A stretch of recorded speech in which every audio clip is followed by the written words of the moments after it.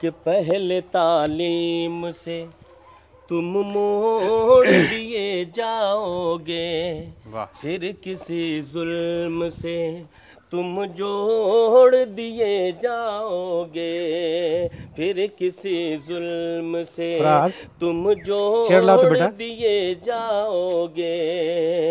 हाथों को हाथ की जंजीर बना कर निकलो, वरना धागे की तरह तोड़ क्या बात है, बहुत शानदार, वरना धागे की तरह तोड़ दिए जाओगे। इसलिए इल्म से जुड़ना है। और दोस्तों अभी हम मौजूद हैं मधुबनी के परसा गांव में और हमारे पीछे आप एक स्कूल, एक अदारे को देख रहे होंगे। नाम होली विज़न एकेडमी है और काफ़ी चर्चित स्कूल है। पिछले लगभग 1 दशक से जो है ये स्कूल यहाँ इसी इलाके में जो है वो चल रहा है। हमारे साथ इस स्कूल के फाउंडर हैं, डायरेक्टर हैं जनाब अदील अहमद साहब। हम उनसे बातचीत करेंगे और आपको बताएंगे कि इस स्कूल को लेकर के ख़बर ये सामने आई है कि 11 नवंबर यानी कि आज से बस कुछ ही दिनों के बाद, जिस दिन आप बखूबी जानते हैं कि एजुकेशन डे भी मनाया जाता है। अगर आप मौलाना अबुल कलाम आज़ाद को जानते होंगे, और मुझे पूरा यकीन है कि आप उन्हें ज़रूर जानते होंगे, उन्हीं के यौम विलादत के दिन जो है और एजुकेशन डे, शिक्षा दिवस जो है वो मनाया जाता है। सन 2007 यानी कि आज़ादी के 60 सालों के बाद ये फ़ैसला लिया गया था कि शिक्षा दिवस के तौर पर उनके जन्मदिन को मनाया जाएगा। और इत्तेफाक देखिए, और कहा जा सकता है कि इस स्कूल के जो फाउंडर मेंबर हैं, जो फाउंडिंग मेंबर हैं, उन्होंने कितना कुछ सोचा होगा और उसके बाद इन लोगों ने भी अपने स्कूल की जो स्थापना है वो उसी दिन की, ये सोच करके कि शायद शिक्षा दिवस के दिन अगर स्थापना करेंगे तो मौलाना अबुल कलाम आज़ाद से बच्चे जो हैं वो और ज़्यादा जुड़े रहेंगे। मौलाना आज़ाद को आप जानते हैं, उनका बड़ा खूबसूरत सा कौल रहा है कि हर इंसान को जो है शिक्षा हासिल करनी चाहिए। वो कहते थे कि शिक्षा हासिल करना हर इंसान का अधिकार है ताकि वो मानवता के लिए भी अपना एक अहम योगदान दे सके और अपनी ज़िंदगी को बेहतर से बेहतर कर सके। हमारे साथ आदिल साहब हैं। सबसे पहले तो बहुत बहुत स्वागत है आपका। बहुत शुक्रिया हिंदुस्तानी मीडिया का और आपका कि आप जो है चल कर के आए, टाइम निकाला। आदिल साहब, जानना चाहेंगे 11 तारीख आपके स्कूल के लिए बड़ा दिन है और साथ ही साथ इस देश के लिए बड़ा दिन है और उन तमाम लोगों के लिए जिनको शिक्षा, जिनका जुड़ाव शिक्षा से है, जो तालीम हासिल करना चाहते हैं, जिनकी मोहब्बत इल्म से है, उन तमाम लोगों के लिए बड़ा दिन है। और आपके लिए इसलिए भी अहम दिन है क्योंकि आपके स्कूल का 13वां मेरे ख्याल से फाउंडेशन डे है, तो ये बड़ी बात है। और किस तरह से उस फाउंडेशन डे को मनाने वाले हैं, कौन लोग होंगे जो आपके उस फाउंडेशन डे के दिन जो है यहाँ मेहमान खुसूसी होने वाले हैं? देखिए, यौम तालीम अपने आप में बहुत बड़ा दिन है। बिल्कुल। और यौम तालीम मौलाना अबुल कलाम आज़ाद के बर्थडे के दिन को हम लोग सेलिब्रेट करते हैं। हमारे लिए दोहरा खुशी का मौका होता है कि हम यौम तालीम मनाते हैं, मौलाना अबुल कलाम आज़ाद का बर्थडे सेलिब्रेट करते हैं। स्कूल का स्थापना दिवस भी वही है। तो बच्चों के अंदर, टीचर के अंदर, हमारे अंदर, हमसे जुड़े हुए जो लोग हैं वो हर साल जो है जोश बढ़ जाता है, उत्साह बढ़ जाता है। मौलाना अबुल कलाम आज़ाद की जो मैच्योरिटी थी, जो उनका विज़न था आगे तक का सोचने का, कि उन्होंने जो कुछ भी बुनियाद डाला खुद रहते हुए भारत के एजुकेशन सिस्टम को ठीक करने के लिए, आज भी उतना ही कंटेम्प्रेरी है, उतना ही मॉडर्न है और उतना ही जो है रियलिस्टिक है। उनका विजन आज से लगभग 70-75 साल पहले जो था, वही विजन आज काम कर रहा है। ऐसा नहीं है कि बहुत तेजी से बदलने की जरूरत है। जब विजन 2020 मौलाना अबुल कलाम आज़ाद से पहले का अगर चर्चा करें तो उससे समझने से ज़्यादा आसान है कि अभी APJ अबुल कलाम जब 2020 विज़न दिए तो सरकार उसको इम्प्लीमेंट नहीं कर पाई, लेकिन मौलाना आज़ाद का विज़न देखिए कि उस टाइम में जो फाउंडेशन डाला वो आज भी काम कर रहा है। IIT में देखिए, यूनिवर्सिटीज़ को देखिए। तो हम लोगों ने जब तय किया सचर कमेटी की रिपोर्ट को देख करके कि सरकार को कोसना किसी को कहने से अच्छा है कि अपने लेवल पर काम किया जाए तालीम तरबियत के लिए, शिक्षा के लिए। तो जब तय किया तो ये दिन जो है चुना कि 11 नवंबर 2011 को हम लोगों ने स्टार्ट किया। मतलब आपके जहन में ये बात थी कि एक जो कहा सकता है मौलाना अबुल कलाम आज़ाद साहब की कहा सकता है कि उनसे जुड़ा हुआ ये दिन रहा, साथ ही साथ कहा सकता है कि शिक्षा दिवस के तौर पर इस तारीख को मनाया, तो उन तमाम चीज़ों को सोच करके आपने इस स्कूल को स्थापित किया। जी। बड़ी खूबसूरत बात आपने बताई कि आपने सच्चर कमेटी, जो सच्चर साहब की सिफारिशें थी, सच्चर की सिफारिशें, आपने उसे भी अध्ययन करने के बाद ये सोचा कि मुझे लगता है, यानी कि आपको लगता है कि सारा काम सरकार का नहीं है, हाँ, एक अपनी भी एक कह सकता है व्यक्तिगत जिम्मेदारी है, और इस जिम्मेदारी को अपने पालन किया। आपको एक बड़ी खूबसूरत बात बताऊं, अदील साहब हैं और इनका जुड़ाव अगर मैं बताऊं शिक्षा जगत से आज से नहीं बल्कि इनके बचपने से रहा। इनसे मेरी ऑफ कैमरा बातचीत हो रही थी, उन्होंने बताया कि जब ये बहुत छोटे थे, मतलब 7वीं 8वीं में पढ़ाई किया करते थे, उसी दरमियान इन्हें लगा कि आने वाले वक्त में ये शिक्षा के लिए कुछ बेहतर करेंगे, और यही वजह है कि इन्होंने उसके बाद से तमाम कोशिशें शुरू की। और आपको बड़ी चौंकाने वाली बात बताऊं कि पत्रकारिता के जगत में इन्होंने काम किया, एक अच्छा खासा जो वक्त है इन्होंने गुजारा, और उसके बाद इन्होंने फिर अलग अलग जिम्मेदारियां अपने ऊपर ली, और फिर अंततः इन्होंने अपने उस ख्वाब को कह सकता है जो ख्वाब इन्होंने देखे, तो उस ख्वाब को इन्होंने पूरा किया और एक स्कूल बनाया आज से लगभग 13 साल पहले। लेकिन आप जानते हैं कि कोरोना काल जब आया, उसके बाद न जाने कितनी बर्बादियां हमारे मुल्क ने देखी, और उसी बर्बादी का शक्ल इस तरह से भी सामने आया कि इनका जो स्कूल था लगभग 2 सालों तक बंद रहा। और आप सोच सकते हैं, इस इदारे को देखिए, आपको लगेगा कि कितनी ही कविश के साथ, कितनी ही कहा सकता है मेहनतों के साथ इस स्कूल को यहाँ पर जो है वो जद्दोजहद के साथ ये बनाई गई है। और यकीनी तौर पर ये बात कही जा सकती है, क्योंकि ये नई बिल्डिंग है। जो बिल्डिंग पुरानी थी वहाँ ये एक अच्छी खासी बिल्डिंग, जहाँ पर 20 कमरे हुआ करते थे, वहाँ पर इन लोगों ने जो है बच्चों को इल्म देने का काम किया। लेकिन वक्त को कौन जानता है, और कौन जानता था कि कोरोना जैसी एक महामारी आएगी और उसके चपेट में इनका स्कूल भी आएगा। और ऐसा ही हुआ, इनका स्कूल जो था वो भी एक महामारी के चपेट में, न उस तरह से फाइनेंशियली कोई व्यक्ति मजबूत, तो एक क्राइसिस जो है इन्हें झेलनी पड़ी। और यही वजह है कि फिर नई स्कूल जो है इन लोगों ने, मतलब नई स्कूल का मतलब समझिए कि नई बिल्डिंग, अपनी ज़मीन और उस पर एक छोटा सा कमरा बना करके इन्होंने स्कूल की शुरुआत की। और आज आप देख रहे हैं ये बहुत अच्छे शक्ल में आपको दिखाई दे रहा है, और जिस मजबूती के साथ इन्होंने जो काम करना शुरू किया है, उम्मीद ये की जा सकती है कि आने वाले कुछ सालों में ये आपको एक बहुत बड़े लेवल पर आपको दिखाई देगा। तो आप में से मुझे जो लगता है कि जितने भी इलाके के दानिश्वर लोग हैं, कद्दावर लोग हैं, सोसाइटी समाज के वो लोग जो बेहतर करना चाहते हैं, बेहतर काम करना चाहते हैं, और MLAs हैं, MPs हैं, और बड़े लोग हैं, उद्योगपति हैं, अगर उन्हें वाकई लगता है कि वो शिक्षा के लिए काम करना चाहते हैं, शिक्षा के जगत में कुछ अपना योगदान देना चाहते हैं, तो वो इस स्कूल में आएँ, आकर के स्कूल को देखें, और उन्हें लगता है अगर कुछ कंट्रीब्यूट किया जा सकता है इस स्कूल को, तो वो भी करने की ज़रूरत है। ये मैं अपने व्यक्तिगत तौर पर बता रहा हूँ, ये इनका कोई मशवरा नहीं है, इनसे तो मैं जिस मामले को लेकर के बातचीत करने आया हूँ वो हम बातचीत करेंगे। तो मुझे ये बताइए, जैसे ये आपका स्कूल है, कब बना ये स्कूल यहाँ पर? यहाँ पर 22 में जो है पहला सेशन था। अच्छा अच्छा। और 22, 23, 24, ये 24-25 चल रहा है। अच्छा। तीसरा साल है। छुट्टी हो गई, बच्चे लोग जा रहे हैं। तो अभी जो आपका 11 तारीख का जो प्रोग्राम है, यानी कि जो फाउंडेशन डे आप मना रहे हैं, 13वां फाउंडेशन डे है, मुझे जहाँ तक खबर मिली है, डॉक्टर शकील अहमद साहब हैं जो गृह राज्य मंत्री रह चुके हैं, वो आपके मेहमान खुसूसी के तौर पर होंगे। मेयर साहब हैं, डिप्टी मेयर साहब हैं, ये तमाम लोग, और भी कई नाम हैं। मैं आपसे जानना चाहूँगा कौन कौन लोग होंगे जो इस बार मुख्य मेहमान के तौर पर जो है यहाँ देखे जाएंगे? डॉक्टर शकील साहब हर बार उनको दावत देता था। अच्छा अच्छा। तो वो जो है हर बार कोई ना कोई टाइम डेट जो है वो मैच नहीं करता था। इस बार उन्होंने खुद कॉल करके कहा कि हम रहेंगे, है ना। तो चीफ गेस्ट के तौर पर डॉक्टर शकील अहमद हैं, मधुबनी शहर के mayor Arun Kumar Rai, Amanullah Khan deputy mayor, है ना, नज़ीर अहमद साहब है दरभंगा से जो एजुकेशनिस्ट हैं, जी जी जी, नजमुल हुदा सानी हैं, वो भी एजुकेशनिस्ट हैं, बड़ा इदारा चलाते हैं, ग्रेट इंडिया पब्लिक स्कूल मलमल। और भी कई लोग हैं जो एजुकेशन फील्ड से हैं और एजुकेशन फील्ड के हेड हैं। कई लोग मीडिया जगत के हैं जो मीडिया जगत के हेड हैं, और कई लोग जो और समाज सेवी हैं, उन लोगों को दावत दिया गया है, वो लोग यहाँ आएंगे।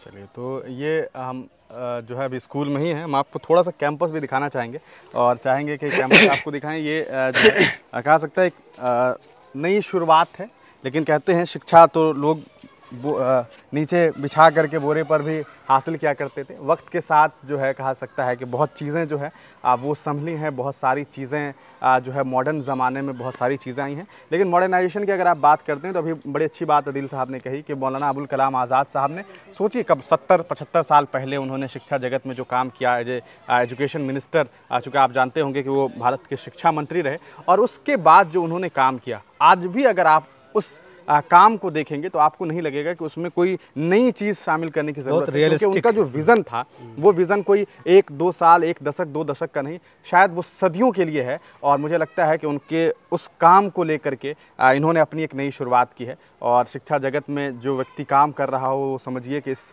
समाज के लिए, इस सोसाइटी के लिए, और न सिर्फ सोसाइटी के लिए बल्कि यूँ कहिए कि इस देश को संवारने में एक बड़ी अहम भूमिका होती है। आप अगर एक बच्चे को इल्म दे रहे हैं, तालीम दे रहे हैं, तो ये बात साफ समझ में आती है कि कल को वही बच्चा जब कहा सकता है अपने पैरों पर खड़ा होगा तो फिर वो कुछ और लोगों को जो है अपने पैरों पर खड़ा होगा। और इसी तरह मुल्क जो है ना, एक मुल्क की बड़ी कहा सकता है बड़ा अच्छा निज़ाम होता है कि आप किसी मुल्क को अगर आप बहुत फलते फूलते देखना चाहते हैं तो उसके लिए ये है कि जो नई नस्ल है उससे आपको संवारने की ज़रूरत है, और ये एक बेहतर काम आप कर रहे हैं, इसके लिए बहुत बहुत बधाई भी है आपको।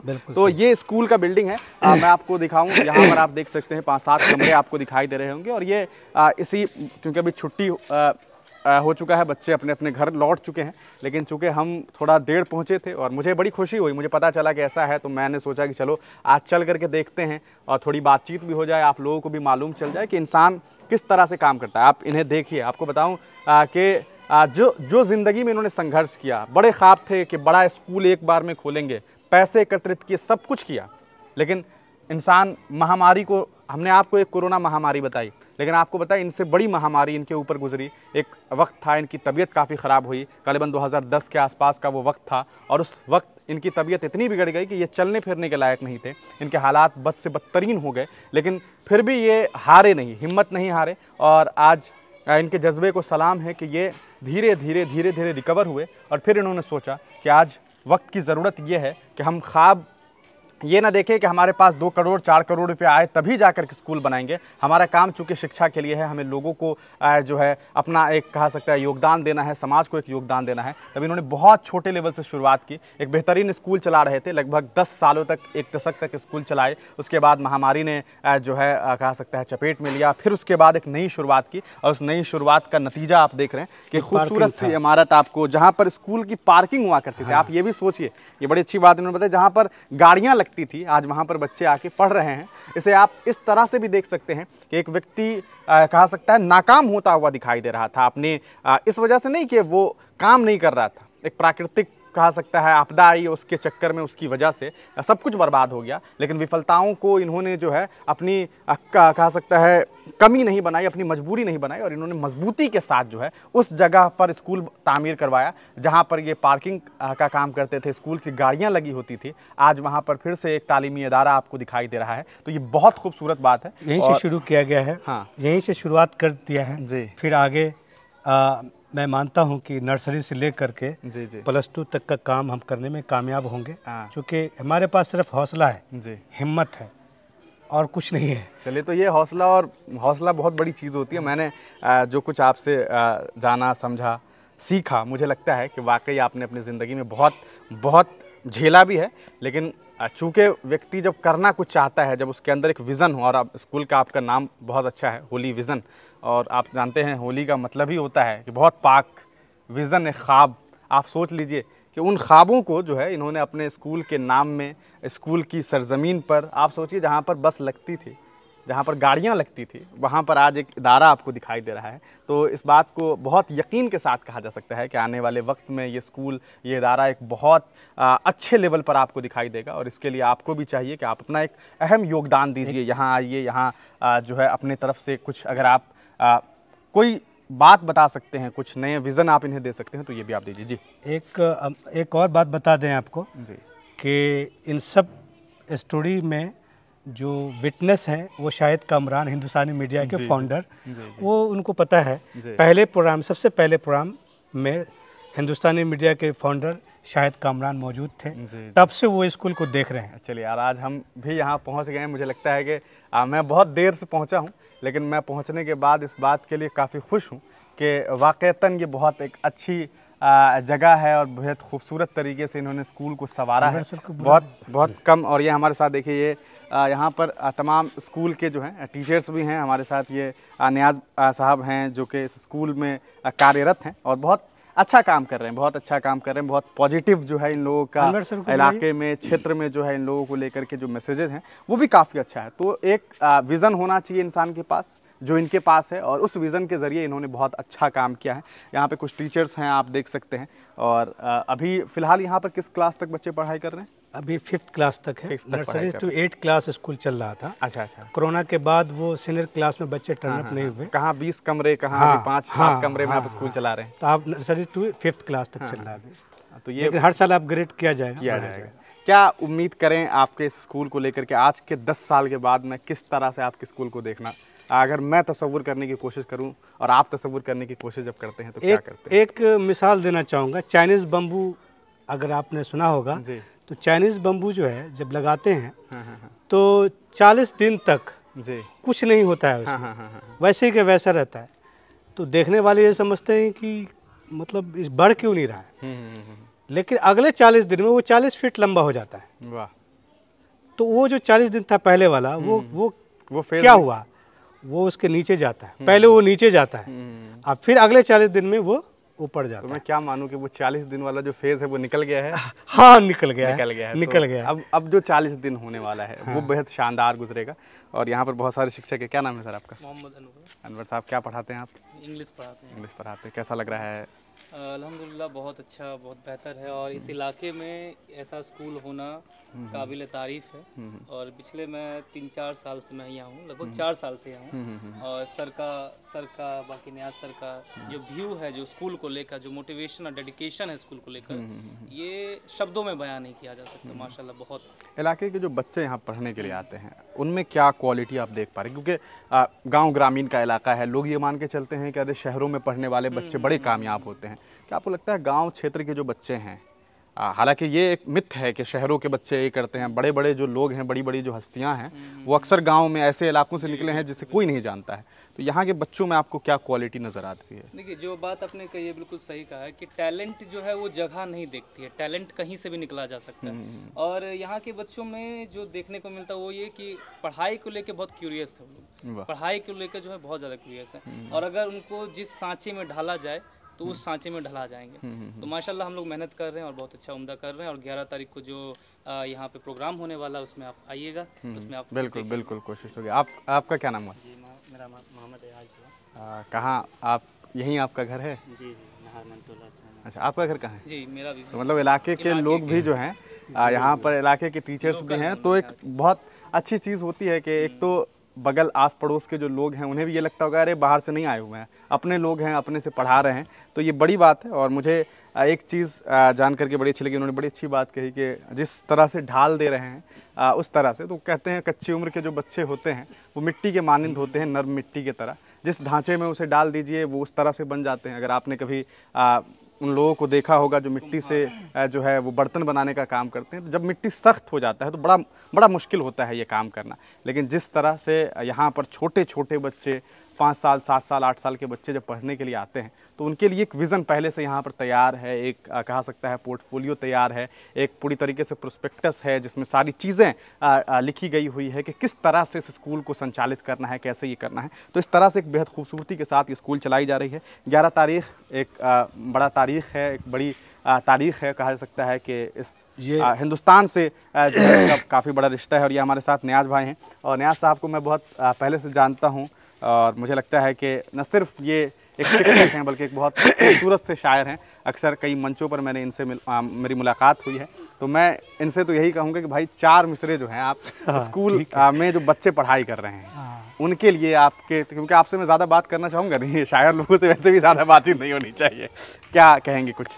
जी बिल्कुल, आपने जो कहा मैं कोशिश करता हूँ। लेकिन सबसे बड़ी बात यह है कि जिस तरीके से ये स्कूल को हमारे डायरेक्टर सर हैं और ये हमारे उस्ताद भी रह चुके हैं, वाह, तो सबसे बड़ी बात यह है कि मैं इनके हिम्मत और इनके जज्बे को सलाम करता हूँ कि जिस स्थिति में इन्होंने इस स्कूल को, ये 13वां साल जा रहा है, यहाँ तक पहुँचाया है। ये अच्छे अच्छों के लिए भारी काम हो सकता है। बिल्कुल। और इन्होंने पूरी जद्दोजहद के साथ न जाने कितनी परेशानियों का सामना करने के बावजूद, और जो सबसे बड़ी दौलत होती है वो सेहत की, उनसे ये जूझते रहते हैं। लेकिन इस स्कूल को इन्होंने नहीं छोड़ा, और ये जो अडिग इरादा है इनका, मैं उम्मीद करता हूँ कि अभी जो सर ने एग्जांपल दिया बैम्बू का, तो उम्मीद करता हूँ कि वो जो नीचे वाला था वो जा चुका है। इंशाल्लाह अब ये स्कूल काफ़ी ऊंचाई तक पहुँचेगा, और हम सबको बड़ी खुशी मिलेगी कि इस इलाके में लॉकडाउन से पहले बहुत सारे स्कूलें ओपन थी, लेकिन लॉकडाउन के बाद इस तरह की कितनी स्कूलें 10,500 जी आंकड़ा है, 10,500 गवर्नमेंट का आंकड़ा 10,500 तो स्कूल ऑफ हो गया। इस कंडीशन में इस रूरल एरिया में जिस तरीके से ये स्कूल इस मकाम तक पहुंचा है, आप देख रहे हैं, पहले का भी आप वीडियो ने देखा होगा, लेकिन अब जिस मुकाम पर है, मैं उम्मीद करता हूं इंशाल्लाह इसकी मेहनत अगर चलती रही और हम लोगों ने पूरा सपोर्ट किया तो इंशाल्लाह ये स्कूल बहुत ऊंचाई तक चलिए, हम यही उम्मीद करेंगे कि आने वाले वक्त में बहुत बेहतरीन बिल्कुल। हाल तो में ये एक देखें। शेर है उनका कि पहले तालीम से तुम मोड़ दिए जाओगे, वाह, फिर किसी जुल्म से तुम जोड़ दिए जाओगे, फिर किसी जुल्म से फराज, तुम चेयर लाओ तो जोड़ बेटा। दिए जाओगे, हाथों को हाथ की जंजीर बना कर निकलो, वरना धागे की तरह तोड़ क्या बात है, दिए बहुत बढ़िया, जाओगे, बहुत शानदार। वरना धागे की तरह तोड़ दिए जाओगे। इसलिए इल्म से जुड़ना है, और हम लोगों को अपने साथ साथ, वैसे तो इल्म का सीखने का कोई वक्त नहीं होता, कोई उम्र नहीं होता, आज तक हम लोग भी सीख ही रहे हैं, और हमारे डायरेक्टर सर हैं, मैंने इनसे जितना सीखा है, मैं उम्मीद करता हूँ कि जितना मैंने 10-15 साल उधर पढ़ा था, उतना मैं इनसे समथिंग 10 सालों से मैं जुड़ा हुआ हूँ। इनसे बहुत कुछ सीखने को मिलता है, और ये मैं समझता हूँ कि ये फ़िलहाल ये मेरे आइडियल है। चलिए, तो मैं शुक्रगुजार हूँ इनका, जो इतनी अच्छी अच्छी बातें हमको सीखने को मिलता है। तो ये हमारे साथ नियाज साहब थे, और ये स्कूल की कहानी छोटी सी थी, हालांकि बड़ी लंबी कहानी है। कभी मौका मिले तो स्कूल आइए, आकर बैठ के बात कीजिए। आदिल साहब थे, अभी आपको एक कुर्सी पर बैठे हुए दिखाई दे रहे होंगे। आपको लग रहा होगा कि इतने लोग खड़े हैं, फिर अचानक कुर्सी ला करके साहब क्यों बैठ गए। तो साहब की मजबूरियाँ बहुत, अगर आप इनकी मजबूरियों को देखेंगे तो आपको मालूम चले। मैंने आपको पहले ही बताया था, जिक्र किया था कि एक बीमारी ने इस तरह मोड़ दिया था, इस तरह तोड़ दिया था कि जिस्म का हर एक पोर जो है वो काम करना बंद कर चुका था। लेकिन वक्त धीरे धीरे गुजरा, हिम्मत नहीं हारी, अपना जो काम था, अपना जो विज़न था उसे पूरा करते रहे, धीरे धीरे सेहतयाब हुए। आज इस हाल में हैं कि 5 मिनट खड़े हो सकते हैं। मुझे उम्मीद है कि आज के 5 साल बाद जब आप आएंगे तो ये 5 घंटे खड़े होंगे, क्योंकि जिस हिम्मत और जिस जज्बे के साथ ये काम कर रहे हैं, जिस तरीके से ये काम कर रहे हैं, उन बच्चों की दुआएं, उन बच्चे के जो गार्जियंस हैं, उन तमाम लोगों की दुआएं इनके लिए काम कर रही है, और उन दुआओं के सहारे ही ये इस तरह से फल फूल रहे हैं। और इस स्कूल को आप देखिए, जिस तरह ये पेड़ पौधे फल फूल रहे हैं, मुझे उम्मीद है कि यहाँ के बच्चे भी आने वाले वक्त में बहुत आला मकाम हासिल करेंगे।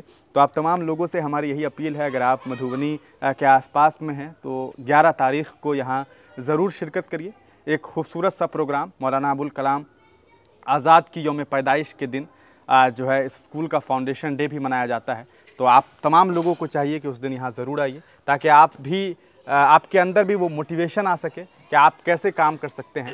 इन्होंने सच्चर की सिफारिशों को इस तरह से नहीं देखा कि देखो कितनी मजबूरियां हैं, क्या हालात हैं, हम कैसे कोशिश करें, लेकिन उन्होंने कोशिशें की और फिर ये हुआ कि आज ये कामयाब हैं और कामयाबी की तरफ बहुत सारे लोगों को ले जा रहे हैं। अगर आप लास्ट में कुछ कहना चाहें तो। हाँ, ये मैं अपील करना चाहता हूँ कि इस तरह का प्रोग्राम आम तौर पर हर जगह मौजूद नहीं है। जी जी। और एजुकेशन डे को प्रमोट करने के लिए हम लोग अलग अलग इदारे में अलग अलग जगह पर जा कर के कहते हैं कि इस दिन को प्रमोट कीजिए। और हम तो पूरा 13 साल होने जा रहा है इस प्रोग्राम के लिए। तो प्रोग्राम के दिन का खाका कुछ इस तरह का है कि पहला 10 से 11 बच्चों का प्रोग्राम है, 11 से 12 अलग अलग क्षेत्र के जो दिग्गज आ रहे हैं उनको हम सम्मानित करेंगे, है ना। और सम्मानित करने के बाद जो हमारे चीफ गेस्ट हैं और जो एजुकेशनिस्ट हैं उनका स्पीच होगा एजुकेशन पर, एजुकेशन डे पर, और जो मैसेज होगा उसको आप रिसीव कर सकते हैं। क्योंकि एक बार में अगर आप 1 दर्जन किताब भी पढ़ जाएं तो वो नहीं सीखेंगे जो आप 10 मिनट में, 15 मिनट में, 1 घंटे में यहाँ पर सीख जाएंगे। वाह, बहुत बहुत सही ज़रूर आइए, उस प्रोग्राम में शामिल होने के लिए आपसे यही गुजारिश है। चलिए, तो ये हमारे साथ आदिल साहब थे। आप तमाम लोगों से हमारी भी ये अपील है कि 11 तारीख को मधुबनी ज़िला अंतर्गत ये परसा गांव है, और परसा में ये कौन सा इलाका पड़ता है एग्जैक्ट? परसा ये जगह का नाम उस्मान बाग है। अच्छा, उस्मान बाग। तो इस बाग में आइए, उस्मान बाग के इस बाग में आकर के आप जो है बागबां हो जाइए। ये शायर साहब हैं, तो शायरी के अंदाज में ही जो है वो बातों को रख रहे हैं। तो आप तमाम लोगों से हमारी अपील है कि ज़रूर आइए। आप तमाम लोगों का बहुत बहुत शुक्रिया। अगर आपको लगता है कि इस वीडियो को आगे तक पहुंचना चाहिए तो आप इस वीडियो को शेयर कर सकते हैं।